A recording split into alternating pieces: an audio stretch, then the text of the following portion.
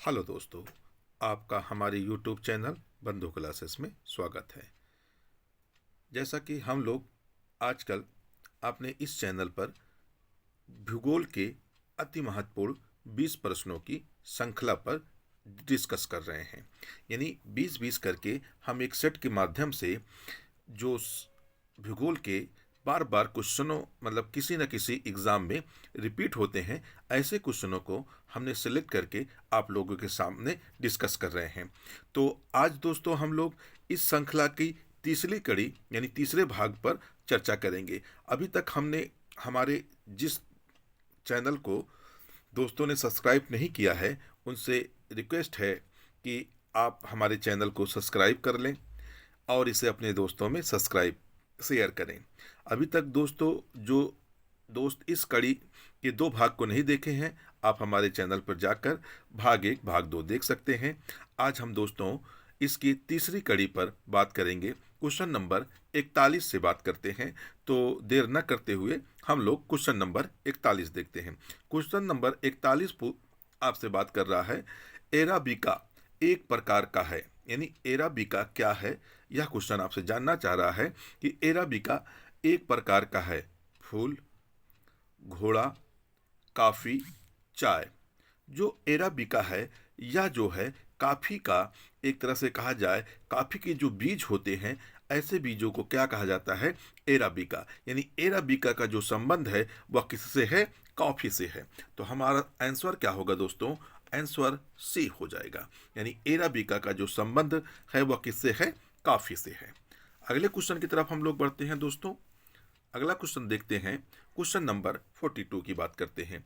कुफारी चमत्कार किस प्रकार किस फसल की प्रजाति का नाम है। यानी कहा जाए कुफारी चमत्कार किस एक फसल की नई प्रजाति है। तो कुफारी चमत्कार की बात करें, जो आपके सामने विकल्प हैं वह मूली, आलू, कपास, आम। यानी जो कुफारी चमत्कार एक प्रकार की प्रजाति है, एक प्रकार का बीज है, वह किस फसल से संबंधित है या किस फसल का नया है। तो ये दोस्तों कुफारी चमत्कार जो है आलू की एक नई प्रजाति है, इसे ही कुफारी चमत्कार नाम दिया गया है। ठीक है दोस्तों, अगले क्वेश्चन की हम लोग चर्चा करते हैं। क्वेश्चन नंबर 43 की बात अगर हम करें तो काफ़ी किस क्षेत्र का पौधा होता है। यानी काफ़ी जो है अगर हम ये बात करें काफ़ी कहाँ उगाया जाता है या किस क्षेत्र में उगाया जाता है। अगर हम ग्लोब पर पूरे विश्व की बात करें तो ग्लोब पर 4 टाइप के क्षेत्रों में बांटा गया है। एक तरह से कहा जाए उष्णकटिबंधीय क्षेत्र, दूसरा क्षेत्र जो होता है वह शीतोष्ण कटिबंधीय क्षेत्र होता है, और जो तीसरा होता है जिसे हम ध्रुवीय क्षेत्र बोलते हैं। जो काफ़ी है यह जो है एक उष्णकटिबंधीय पौधा है। इसे पहाड़ के ढलानों पर बोया जाता है, जहाँ अधिक वर्षा हो और तीव्र से वो वर्षा निकल जाए। यानी वर्षा रुकने की से पहाड़ के ढलानों पर बोया जाता है। यानी अब हम तीव्र वर्षा कहाँ पाएंगे, तो उष्णकटिबंधीय क्षेत्र जो होते हैं, यानी जो उष्णकटिबंधीय क्षेत्र होते हैं यहाँ पर अधिकांश वर्षा तीव्र होती है। इसलिए काफ़ी जो है उष्णकटिबंधीय झाड़ीदार वनों का एक पौधा है, इसी क्षेत्र में हम इसे उगाते हैं। ठीक है दोस्तों, तो यहाँ तक आपको क्लियर हुआ। अब अगला क्वेश्चन हम लोग डिस्कस करते हैं। अगले क्वेश्चन की हम बात करें, क्वेश्चन नंबर 44 की अगर हम बात करें, क्वेश्चन नंबर 44 की बात करें, भारत में काजू उत्पादन यानी भारत में काजू उत्पादन में मुख्यतः कौन सा राज्य है, या हम कहें भारत में काजू उत्पादन में सर्वप्रथम यानी प्रथम राज्य कौन सा है। केरल, तमिलनाडु, ओडिशा या पश्चिम बंगाल। आपके जो विकल्प दिए गए हैं, इन चारों विकल्प में या चारों राज्यों में सर्वाधिक जो काजू का उत्पादन होता है वह केरल राज्य में होता है। कहाँ होता है, केरल राज्य में होता है।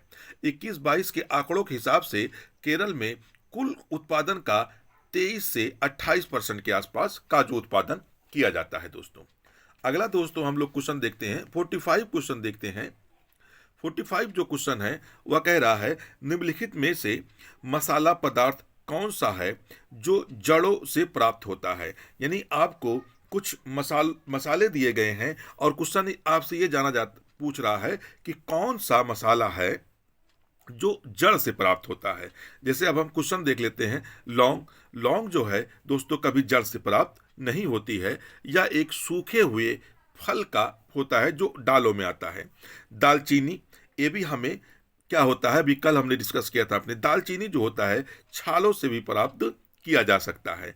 हल्दी, हल्दी जो होता है दोस्तों, यह हमारा जो एक मसाला होता है जिसे आयुर्वेदिक मसाला कहते हैं। हल्दी का जो उत्पादन होता है वह जमीन के अंदर किया जाता है, और ये जड़ ही होती है जो मांड को इकट्ठा करके, यानी हल्दी जो मसाला होता है इसे हम क्या करते हैं, जड़ों के माध्यम से प्राप्त करते हैं। ठीक है दोस्तों, अगले क्वेश्चन की हम लोग अगर बात करें दोस्तों, 46 क्वेश्चन की बात करें, निम्नलिखित में से कौन सा राज्य शहतूत कीट पालन में अग्रणी है। यानी क्वेश्चन आपसे ये जानना चाह रहा है कि कौन सा राज्य है जो शहतूत कीट पालन के लिए प्रसिद्ध है।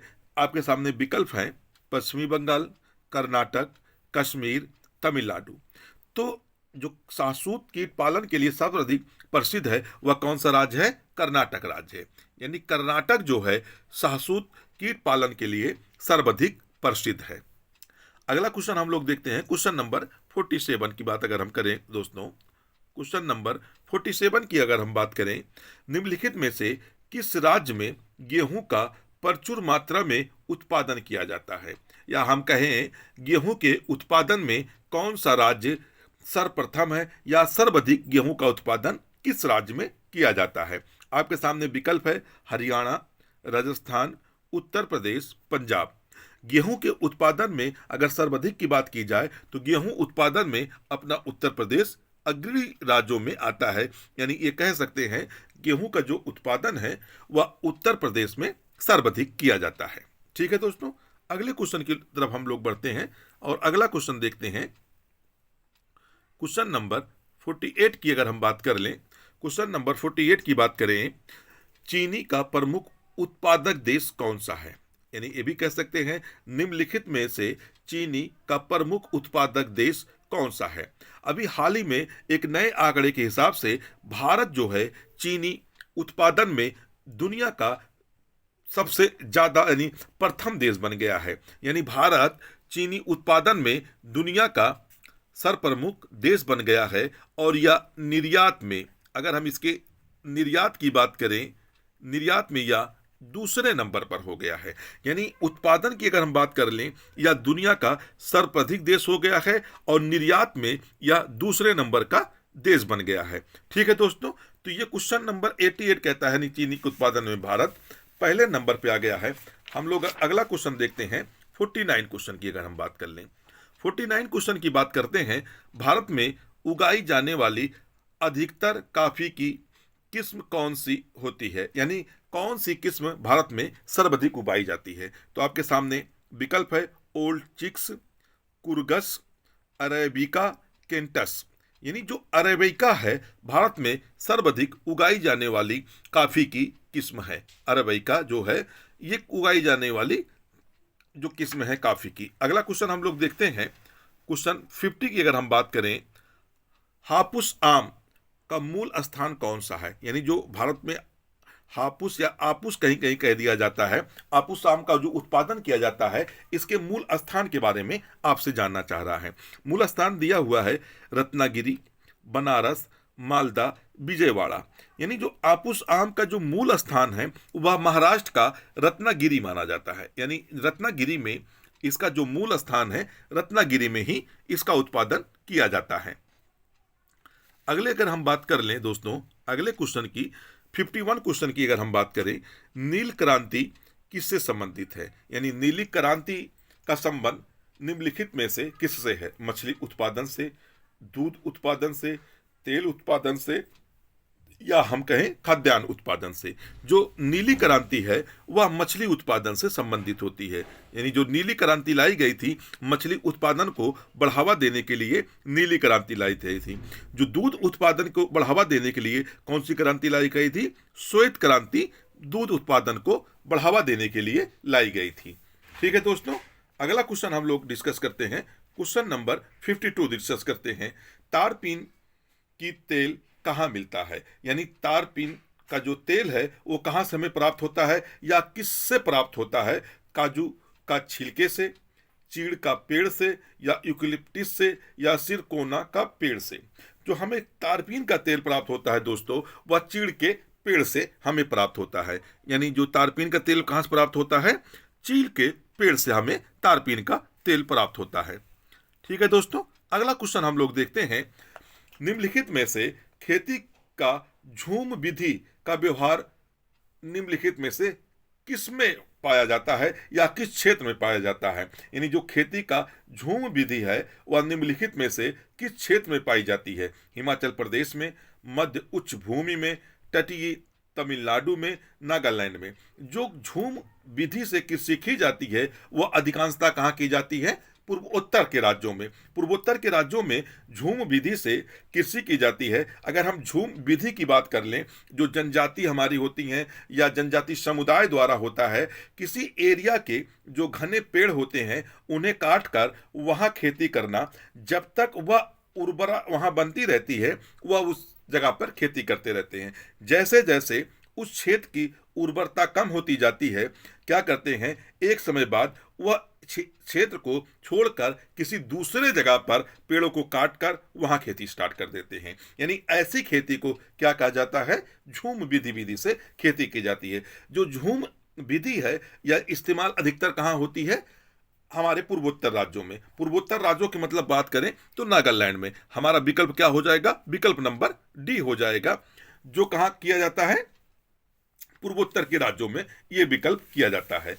अगला क्वेश्चन हम लोग देखते हैं दोस्तों,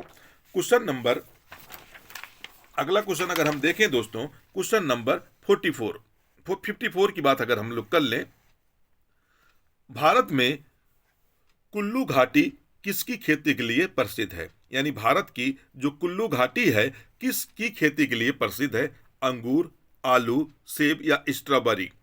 जो कुल्लू घाटी है वह हिमाचल प्रदेश की है और यहाँ पर सर्वाधिक सेबों की खेती की जाती है। यानी कुल्लू घाटी में किसकी खेती की जाती है? सेब की खेती की जाती है दोस्तों। अगला क्वेश्चन हम लोग देखते हैं, क्वेश्चन नंबर 55 की अगर हम बात कर ले, लौंग होता है तने की गांठें, जड़ की गांठें या पत्तियां, सूखे हुए फल। अभी हमने बताया दोस्तों अपने पिछले क्वेश्चन में कि जो लौंग होती है यह क्या होता है? सूखा हुआ फल होता है। यह क्वेश्चन यूपी पीसीएस में या हम यूपी ट्रिपल एससी में बात करें तो यह बार बार पूछा जाता है कि लौंग होता है, लौंग क्या होता है? सूखा हुआ फल होता है। ठीक है दोस्तों, अगले क्वेश्चन की हम बात करें,